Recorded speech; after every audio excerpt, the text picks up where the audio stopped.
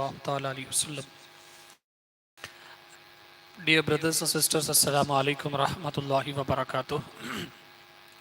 As you all know that yesterday we have discussed regarding the concept of etikaf, and in that we have discussed that there are three types of etikaf. One is nafil etikaf, sunnat etikaf, and wajib etikaf. Now today we will discuss some important issues relating to etikaf. See, if a person goes out of the masjid, so his etikaf will end. It means he will not no more be mutakif. His etikaf comes to an end. So that is the reason.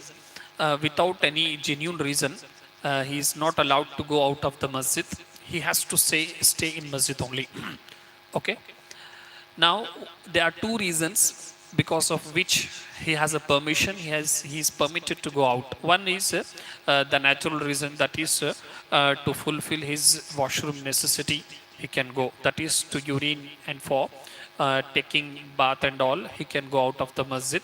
But it is of the situation which is mentioned in the books of olden days. That is 100 years back, 200 years back, where normally in masjid there will not be a facility of washroom and all.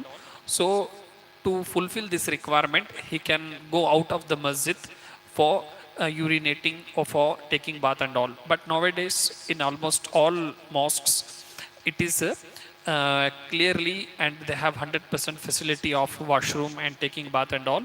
So today also, in today's situation, he need not have to go out of the masjid for fulfilling this requirement. So this is a natural reason, or you can say it is a physical reason, because of which he is permitted to go out of the masjid.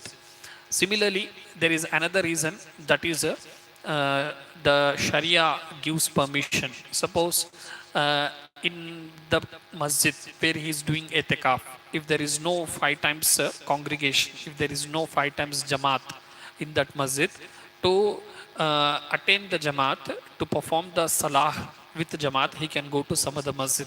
But this situation also not possible in today's situation, because in almost all the masjids there will be a five times salah, five times azan, and people will come and offer the salah with jamaat. So this is also right now today's situation, it is not possible that because of this also a person is not allowed to go out of the masjid.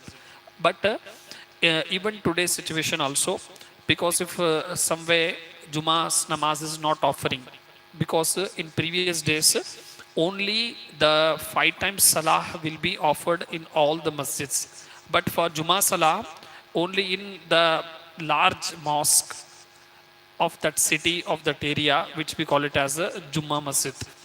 In that only people is to come, people is to gather for Juma salah. But remaining five salah, there will be a arrangement, there will be a facility for five times salah in each and every masjid. But for Juma prayer, there will be a facility for only one masjid in entire city.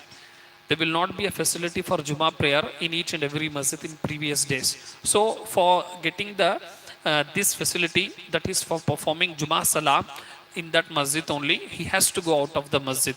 Because for Juma salah, a person individual, he cannot pray Juma salah. To perform Juma salah, he has to pray with the congregation, with the jamaat. So this is also another reason why, because of which a person who is doing etikaf, he can go out of the masjid. Apart from that, if a person goes out of the masjid because of any other reason, so the moment he goes out of the masjid, his etikaf will break, and he is no more mutakif. Maybe because someone is suffering, or he himself has some health issues, for getting treatment or for purchasing medicine. If he goes out of the masjid, so the moment he goes out of the masjid, his etikaf will remain, will break, and he will no more remain the mutakif. Similarly, for purchasing anything, or to speak, to meet someone, if he goes out of the masjid also, his etikaf will break. Now, if it is a wajib etikaf, then he has to complete as per his promise.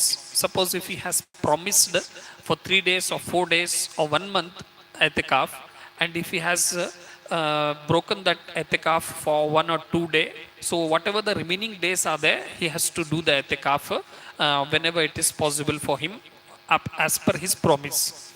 Suppose if he has promised that he will do etikaf in Muharram, in Rajab, in that month only he has to do. So that will be as per his promise. Now remaining this 10 days etikaf of Maha Ramadan. Now, if he has broken that 10 days etikaf on 4th day or on 5th day, so now it is no more sunnat muakkada etikaf, now it is nafil etikaf. Now, to compensate this after Eid, he has to enter into masjid before sunset, and he has to stay whole night and do sahri and fast for 1 day.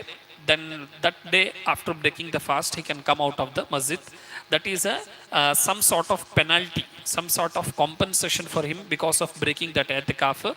He has to do another 1 day etikaf after the Eid. So this is like this. Similarly, women can also make etikaf in their home only. Women are not allowed to do etikaf in masjid, because masjid is meant for gents, and for ladies they can do etikaf in their home only.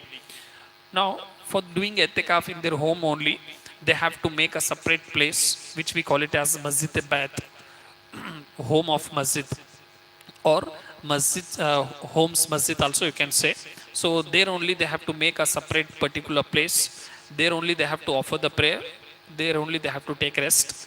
And for natural reason, for washroom and all, they can go out of that place. But for other reason, for making any items in kitchen room, if she goes, then his etikaf will break. So this is in brief regarding the important issues relating to etikaf. There are n number of reasons and situations or issues relating to this etikaf, when the etikaf will break if a person does not goes on 20th of fasting. What will be the situation? Can a person do for 3 days etikaf? Like this, there will be many questions. So you please seek this information from experts, scholars, so that you can get 100% clarity. May Almighty Allah bless us and give us strength and health to get blessing of this worship also. That is the blessed worship of etikaf. Assalamu alaikum rahmatullahi wa barakatuh.